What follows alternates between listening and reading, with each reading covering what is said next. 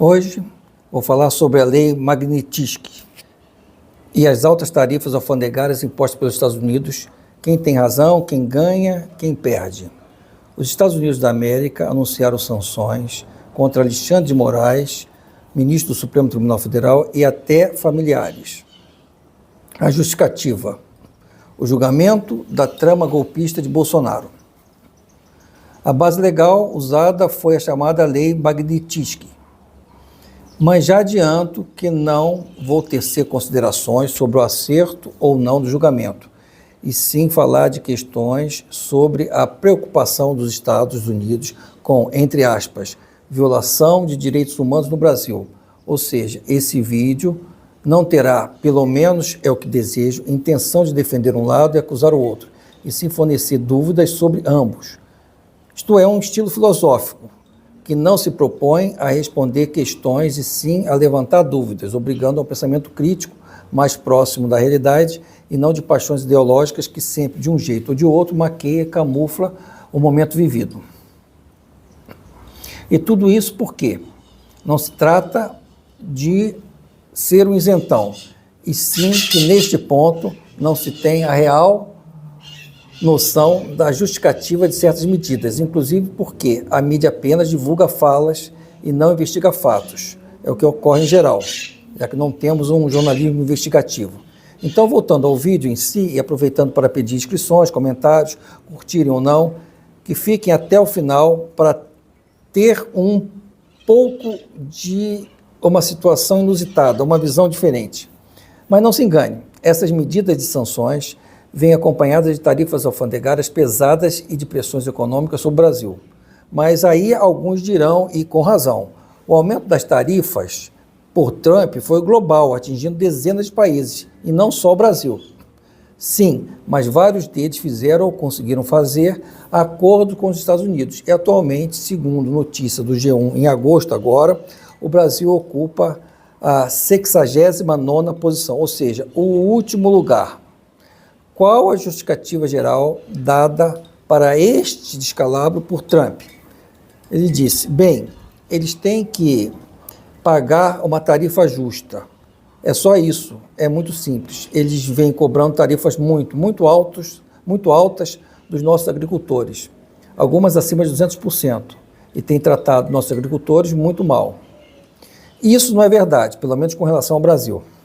A par desta situação, o discurso de defesa da democracia é bonito, é lindo até, mas serve de fachada para interesses geopolíticos e econômicos? É curioso o fato de que a citada lei Magnitsky já foi alvo de pedidos de denúncias de aplicação ao Brasil. E quando ocorreu em vários momentos, vou citar aqui alguns. A Amazônia e Meio Ambiente, 2019 e 2020.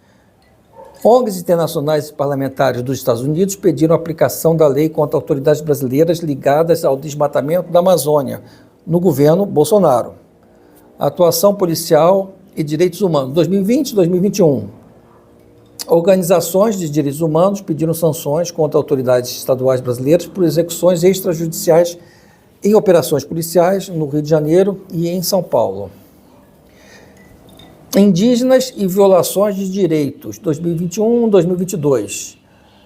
Lideranças indígenas e ONGs denunciaram ao Congresso dos Estados Unidos a omissão do governo em proteger povos indígenas da invasão de garimpeiros. Houve pedidos de até sanções contra autoridades da FUNAI, militares ligados à política amazônica.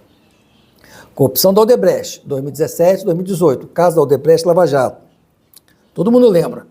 Também foi citado em discussões no Congresso dos Estados Unidos como potencial alvo para esta lei, mas não resultou em sanções formais. Ou seja, houve sim denúncias anteriores contra políticos, empresários e autoridades brasileiras, especialmente ligadas ao meio ambiente, corrupção e direitos humanos.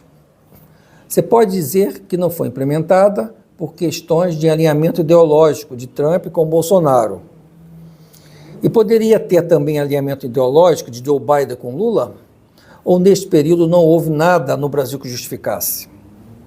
A primeira aplicação direta da lei a brasileiros só ocorreu agora, em virtude do STF. Vocês lembram da suspensão do X, antigo Twitter, e multas milionárias de Elon Musk, amigo ou ex-amigo de Trump, isso acarretou prejuízos financeiros enormes.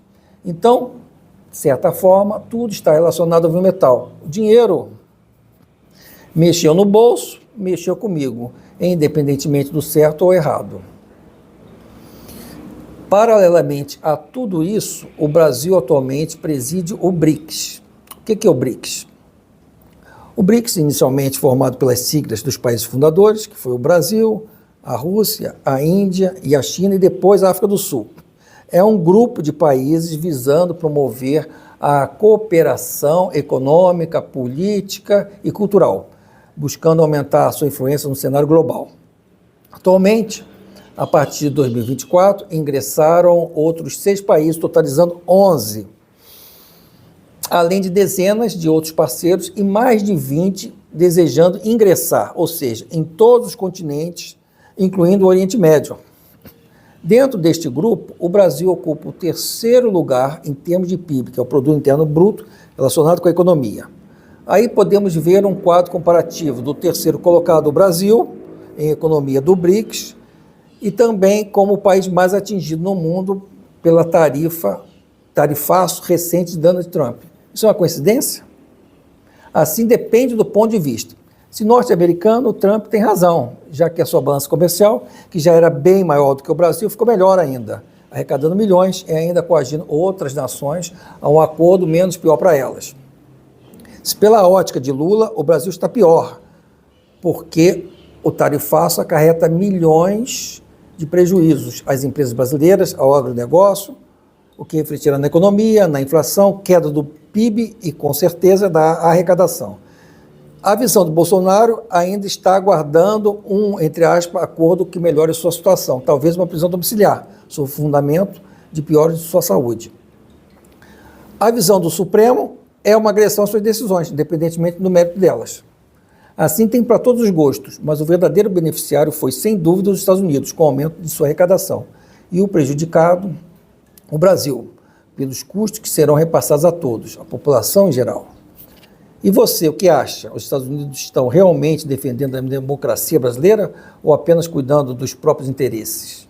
Deixe aqui seu comentário. Se vocês curtiram, por favor, inscrevam-se no canal, aguarde os próximos vídeos, deixe os comentários, curtam se for o caso e obrigado pela atenção.